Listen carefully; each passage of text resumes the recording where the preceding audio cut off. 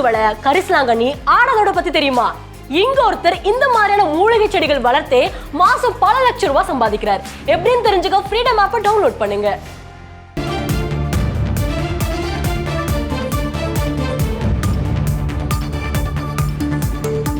இந்தியாவின் பாதுகாப்பான மாநகரங்களுள் ஒன்றாக கருதப்படும் சென்னையின் பெரும் பேறு பெற்ற கல்வி நிறுவனமாக திகழக்கூடிய அண்ணா பல்கலைக்கழகத்தில் ஒரு மாணவி பாலியல் வன்கொடுமை செய்யப்பட்டிருக்கிறார் என்ற ஒரு செய்தி பெரும் அதிர்வலைகளை ஏற்படுத்தியிருக்கிறது.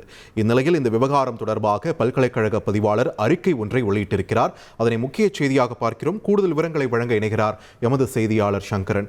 சங்கரன், வணக்கம். இந்த விவகாரம் தொடர்பாக பல்கலைக்கழக பதிவாளரின் அறிக்கை சொல்லும் செய்தி என்ன? வணக்கம் பார்த்திபன்.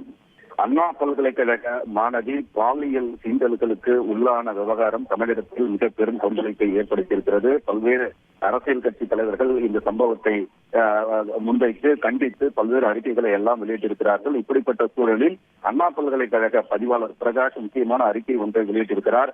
அதில் இந்த விவகாரத்தில் அண்ணா பல்கலைக்கழகம் எடுத்து வரக்கூடிய நடவடிக்கைகளை அவர் விரிவாக தெரிவித்திருக்கிறார். மாணவி புகார் மீது உரிய நடவடிக்கை எடுக்கப்பட்டு வருகிறது என்று அவர் தெரிவித்திருக்கிறார். கோட்டுப்புறம் காவல் நிலைய உதவி ஆணையாளர் தலைமையில் இது தொடர்பாக தீவிர விசாரணை நடந்து வருகிறது என்றும், காவல்துறை விசாரணைக்கு அண்ணா பல்கலைக்கழக அலுவலர்கள், ஊழியர்கள் அனைவரும் முழுமையான ஒத்துழைப்பு வழங்க வேண்டும் என்று உயர்கல்வித்துறை உயர் அலுவலர்கள் தெரிவித்திருக்கிறார்கள் என்றும், அதன்படி காவல்துறை அதிகாரிகளுக்கு இந்த விசாரணையில் அண்ணா பல்கலைக்கழக அலுவலர்களும் ஊழியர்களும் முழுமையாக ஒத்துழைப்பை அளித்து வருகிறார்கள் என்றும் பதிவாளர் தெரிவித்திருக்கிறார்.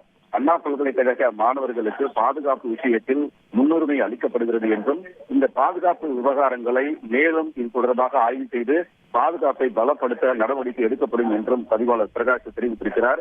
மேலும் அடுத்த கட்டமாக இந்த விவகாரத்தில் யார் இந்த மாணவியை தவறான முறையில் அணுகிய இந்த நபர்கள் யார் என்பது குறித்து விசாரணை நடந்து வருகிறது. அவர்கள் மீது கடுமையான நடவடிக்கை எடுக்கப்படும் என்றும் பல்கலைக்கழக பதிவாளர் பிரகாஷ் அந்த அறிக்கையில் தெரிவித்திருக்கிறார். பார்த்திபன், நன்றி சங்கரன், உங்களுடைய விரிவான தகவல்களுக்கு.